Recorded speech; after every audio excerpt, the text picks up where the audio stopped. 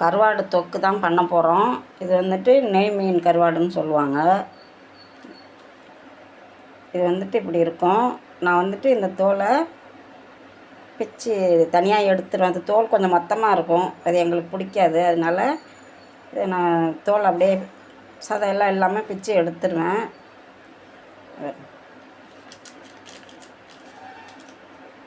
பிச்சு எடுத்துடலாம்.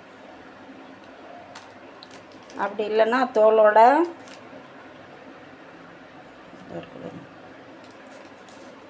அந்த செதிலெலாம் பிச்சுட்டு தோலோட வச்சுக்கலாம். சில பேர் அதேமாதிரி இந்த இருக்கு வரும். இந்த செதிலெலாம் தனியாக அப்படியே எடுத்துட்டு இந்த தோலோடையும் வச்சுக்கலாம். இது கொஞ்சம் மொத்தமாக இருக்குன்றதுனால எல்லாத்துலேயும் நான் தோலெல்லாம் எடுத்துட்டேன். உங்களுக்கு காமிக்கிறதுக்காக இது ஒன்று மட்டும் தோலோடு வச்சுருக்கிறேன். மற்ற எல்லாமே நான் தோலெல்லாம் எடுத்துட்டேன். இதை லேசாக வெதுப்பாக தண்ணி, ரொம்ப சூடு இருக்கக்கூடாது, சும்மா லேசாக இருக்கணும். அந்த தண்ணியில் ஒரு நிமிஷம் போட்டால் போதும். ரொம்ப நேரம் போட்டோம்னா ஊறி கருவாடு கரைஞ்சி போயிடும். அதனால் இல்லை, ஒரு நிமிஷம் நல்லா ஊறினோன்னா திரும்பி தண்ணியில் நல்லா க்ளீன் பண்ணி எடுத்துக்கலாம். இதில் இருக்கிற மண் இது ஒரு நிமிஷம் அப்படியே ஊறினுச்சுன்னா இதில் இருக்கிற மண், இந்த உப்பெல்லாம் கொஞ்சம் இறங்கிடும். இது அப்படியே கொஞ்சம் நேரம் கழிச்சு பார்க்கலாம். கடாய் அடுப்பில் வச்சு ஒரு 2 ஸ்பூன் எண்ணெய் விட்டுருக்கேன். கொஞ்சமாக கடுகு போட்டு கடுகு பொரியட்டும். கடுகு பொரிஞ்சிட்டு ஒரு 2 வெங்காயம் கட் பண்ணி வச்சுருக்குறேன். வெங்காயம் கொஞ்சம் கருவேப்பிலையும் அதில் போட்டிருக்கேன். நல்லா வதங்கட்டும். கொஞ்சம் வெங்காயம் வதங்கிட்டு இப்போ 2 தக்காளி கட் பண்ணி வச்சுருக்கேன். அதையும் இதோட சேர்த்துக்கலாம். கருவாடில் வந்து இந்த கருவாடு கொஞ்சம் உப்பு அதிகமாக இருக்குது, அதனால் நான் உப்பு கொஞ்சம் கம்மியாக சேர்த்துப்போம். உப்பு இல்லாத கருவாடுனால் நீங்கள் அளவாக சேர்த்துக்குங்க. தக்காளி நல்லா வதங்கணும்.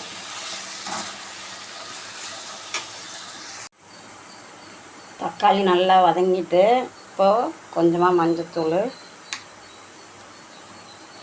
காரத்துக்கு இந்த மாதிரி மிளகாத்தூள்,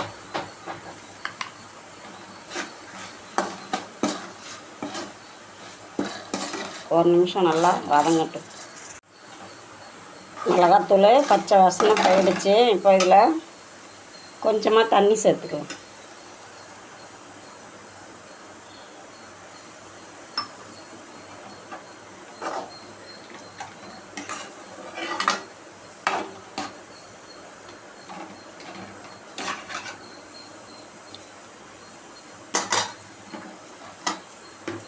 தண்ணி சேர்த்துட்டு க்ளீன் பண்ணி வச்சுருக்கேன் கருவாடு, இது அதில் சேர்த்துக்கலாம். சின்ன சின்ன பீஸாக கட் பண்ணி போட்டிருக்கிறேன், சின்ன சின்னதாக. இது அதில் சேர்த்துக்கலாம்.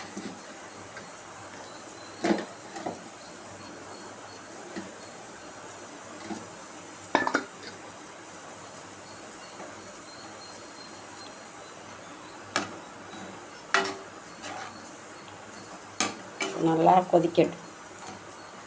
மிளகாத்தூள்லாம் போய் கருவாடில் சேரணும்.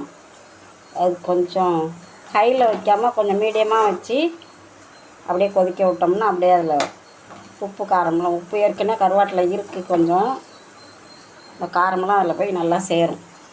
நல்லா கொதிக்கட்டும். நான் இன்னும் கொஞ்சம் தண்ணி ஊற்றிக்கிறேன். கருவாடு நல்லா கொஞ்சம் அப்போ தான் சாப்பிட்டா வெந்து வரும். நல்லா வெந்த பிறகு பார்க்கலாம். நல்லா தண்ணியெல்லாம் சுண்டி கருவாடு தொக்கு ரெடி ஆகிட்டு நீ சாப்பிட வேண்டியது தான்.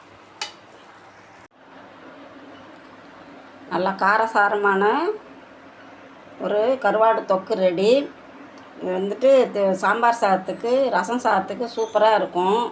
நெய் மீன் கருவாடுன்னா மஞ்சள் மீனை தான் நெய் மீன் கருவாடுன்னு சொல்கிறாங்க. இதனால் காரமாக செஞ்சால் தான் டேஸ்ட்டும் நல்லாயிருக்கும். அதேமாதிரி முள் இல்லாத கருவாடாக இருந்தால் தான் அந்த தொக்குக்கு ரொம்ப நல்லாயிருக்கும். ட்ரை பண்ணி பாருங்கள். லைக் பண்ணுங்கள், ஷேர் பண்ணுங்கள், கமெண்ட் பண்ணுங்கள்.